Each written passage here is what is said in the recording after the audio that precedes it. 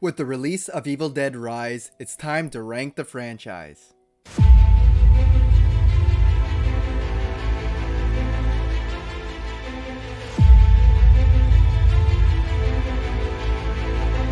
Hey guys, welcome back to the channel. Hope you're having a good one today. I'm the movie ranker, and today I'm ranking all the Evil Dead films from worst to best. Been watching these movies as long as I can remember. I was probably 9 or 10 when I got into my first Evil Dead flick, and I fell in love with the original trilogy. Now we got a sequel or reboot from 2013, and we just got the brand new Evil Dead Rise. So excited to get into this ranking. It's a very consistent franchise. Not many horror franchises are this consistent in quality. Like, none of these are bad. I'll say it right now. This is up there with Scream as one of the most consistent horror franchises. So let's get into this ranking. So coming in the last place for me at number 5, I have to put Evil Dead Rise. Now, like I said, there's not a bad movie in this franchise. This one is pretty good. I give it somewhere between like a 7.5 out of 10, somewhere around there. I like the new setting. This takes place in like an apartment complex. I thought that was really cool to take it out of the woods and into the city. I think the characters are all great. Great acting performances from all of them as well, especially the kids. They do such a really good job. Interesting enough, they make the main Deadite the mother in here, which I thought was a real clever choice. Because, kids look up to their mother as someone who's supposed to protect them and take care of them. When they become a Deadite, it becomes the whole opposite, and you can't trust her and all this. And she can easily manipulate her kids, especially the youngest one. So I thought that was real clever. I like the new setting. I think our main girl, Beth, the aunt, I think she's a kick-ass final girl, and I'll love to see her in future installments. The movie has pretty good gore, but it was a little underwhelming, especially after coming off the 2013 film, which really went for it. This one was just okay with its gore and that. A few scenes left me a little bit disappointed, like the cheese grater scene. It seemed to be built up pretty big in the trailer, but it was very underwhelming when it comes to the effects and gore, in my opinion. I think they could have went a little harder in that aspect. But I do really like how no one's really safe in this film. Like, not even the kids. Anybody can become evil and a Deadite in here. And I like the whole setup of how they find the book and the vinyl that plays the passages and that. I think that's all really clever. And the final boss monster is pretty cool as well. Pretty creative. I just feel like this one was just a little bit too straightforward for me. Like, if you've seen the trailer, you kind of got the gist of the whole movie. I kind of wish that we would explore more of this apartment complex, and maybe the evil could rise to different levels and stuff and affect different people. Instead, we kind of focus on this one family, and it feels more constrained and isolated, which is nice. But again, I would have actually preferred to see this grow and go throughout the whole apartment complex.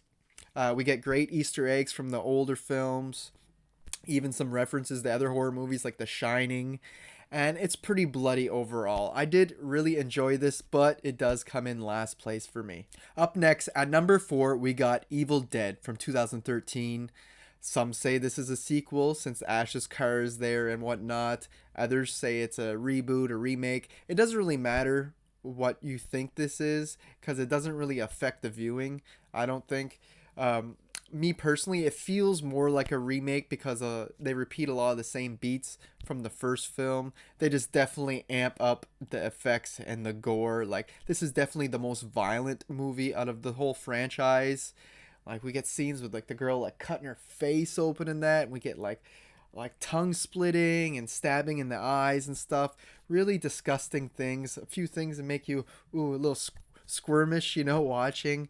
But that's great, and I appreciate that they really went for it in this one. I also really like the Mia character and how she's suffering from a drug addiction and she's trying to get clean, and it makes a really good reason for them to stay at this cabin, because it's like, we don't want to take her home and then for her to OD again or whatnot. So the friends are trying to support her, and being isolated in the woods is the best thing for her. But that also plays into her seeing evil and seeing the Deadites and that. No one will believe her. They think she's just going through really bad withdrawals. I think that was really clever writing. Now, this was my number two last time I went through this franchise. This was my second favorite, just to show you how much I love all these movies. And now it's at number four, but it is very good. My only nitpicks I have with this one is the Deadites don't look all that scary to me. I don't know why. I find the older films did a better job at that. Aside from the Mia character, I feel like they put all their work and effort into her as a Deadite, but everybody else just doesn't look that great in my opinion. I do like the whole abomination at the end, how it's raining blood. We get this badass boss fight at the very end. That's really cool. And Mia really is a badass. And I love how they subvert your expectations. Like, she's a Deadite basically the whole movie. And then she becomes your final girl, your good girl. I thought that was a pretty clever twist. And all in all, a pretty great film. Coming in the third place in the middle of my ranking, I got the fan favorite Evil Dead 2. Now, I can totally see why most people have this at number one. It has so many great moments and scenes in there. It takes the horror angle from the first movie and really kind of splices it with comedy in here. Some things are just a little bit too goofy for me. I think that's why it brings it down my ranking just a tiny bit. Like them seeing the ghost of the professor or the archaeologist who used to stay at the cabin, and him warning them about the Deadites, and just silly things like that. Or like the face on the cabin, the demon face telling them, join us. It's a little tongue-in-cheek, a little goofy. I know that's what Sam Raimi was going for, but I do prefer a straightforward forward tone, whether it be straight up horror or straight up comedy. But yeah, some moments in here are just so good. Where they're talking about Ash having to cut off his hand because it becomes possessed. And then we get the badass look with him with the chainsaw for an arm. So cool. One of the most iconic horror icons. Like, you know, he cemented himself as one of the greats, starting with this film. I also love that he gets screwed over so much in this film by the evil and by the Deadites. And then when the other crew shows up to the cabin, they believe him to be a murderer and they tie him up and shoot him in the basement. And it's like, he gets treated so badly in this flick. You can't help but feel bad for him. But at the same time, that's where a lot of the humor comes from. Great flick. A lot of iconic and memorable scenes. It's just a bit too goofy for me at times. And then shifting to the horror. Now, I wish they would have just stayed a little more consistent with the tone. And one last thing I want to add. I was never a fan of Ash becoming a Deadite and then being back to normal and then becoming a Deadite. It happens twice in this movie. And it just kind of always throws me off because I'm like, no one else ever changes back. Why does he? I know he uses the power of love at one point, like remembering his girlfriend and brings him back. I was never a fan of that, but it's still a very solid flick, an easy 4-star movie for me. Coming in the second place, I got Army of Darkness. I know a lot of people put this at the bottom of their ranking, and I get it. It's not very horror-like. It's more of a fantasy type flick, but for one thing, I'm a huge fan of time traveling films, and this one, he goes back to the year 1300 AD, and I think it's just so clever how he still has his car and his boomstick, and he's just a complete badass in this film. Like, this is Bruce Campbell, Ash Williams at his best, with his one-liners, with just how heroic he acts. Even the cover, it shows him all full of muscles, almost like Arnold Schwarzenegger or something, and he's just a complete badass in this flick. It's the first movie I've ever seen in the franchise at a very young age, so I have a lot of nostalgia for it, and it's just so fun from start to finish. I know I said I had problems with the tone in Evil Dead 2, but this one's more consistent.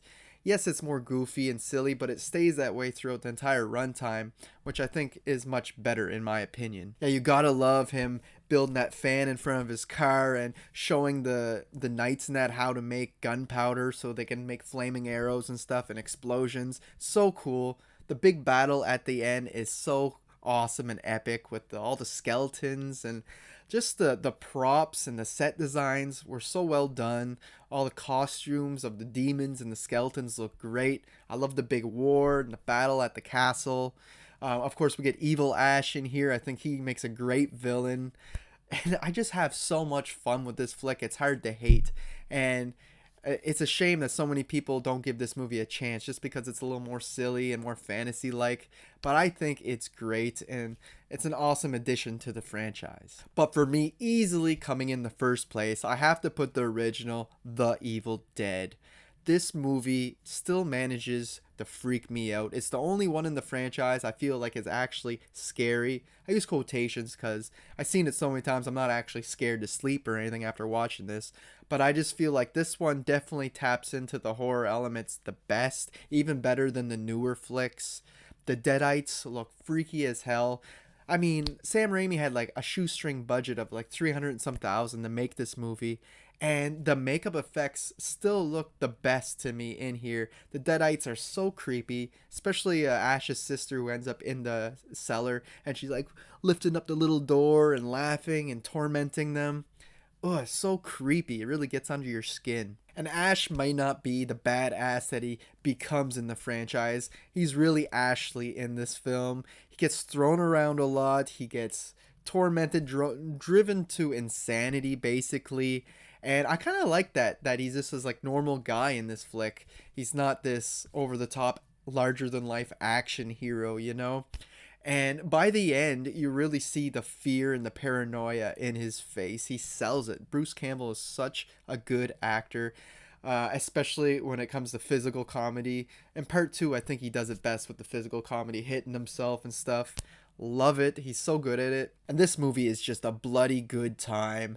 By the end, there's so much crazy shit happening. Everybody's bleeding out every hole. I like the stop motion with the last Deadites who die. I like how they use stop motion there. You would think it wouldn't have aged well, but I think it aged perfectly. The way they used the like slow-mo version of the stop motion to show the skin peeling back and that, I think looks great. This movie is there's a reason why it's so iconic and why it spawned this franchise, because he did so much with so little. Just the camera work itself, like going through the woods and everything, that wasn't something that was popular back at this time. The equipment just wasn't there, and he just didn't have the money for it either. And he does so much with so little on this movie. From the editing shots are great too. We get the first time we get to see him when he gets his chainsaw into the garage in the shed when he's about to saw up his girlfriend. He doesn't actually do it in the first one, but we still get the shots of him like grabbing each instrument and like chaining her down. Just the quick editing, I love it, which he does in part 2 and part 3 over again, and he inspired filmmakers like Edgar Wright to do the same in his films. It's just such a great flick. It's one I go back to so often, and it's near perfection in my mind, and it easily comes in the first place for me. So there you have it, guys. There's my ranking of all 5 Evil Dead films from worst to best. Hope you enjoyed it. I want to see your ranking down in the comment section, or tell me what's your favorite, your least favorite of the franchise. To me, there's not a bad movie in the bunch. Out of the bunch, they're all great in their own ways. They all bring something new to the table, they're not just repeating the same old shit over and over again. And from what I've seen with the TV show, it's pretty good too. I wouldn't feel comfortable ranking it with movies because it's harder with episodes and seasons and stuff like that, but it is still pretty consistent in its quality from what I've watched. I haven't watched the whole TV show, but I heard that they might come out with season 4 just animated, since Bruce is too old to play Ash anymore, doing all the physical stuff, which I understand. He's getting up there. But yeah, you can follow me on Letterboxd and Instagram. Links to those will be in the description of this video. And until next time, guys, thanks for watching.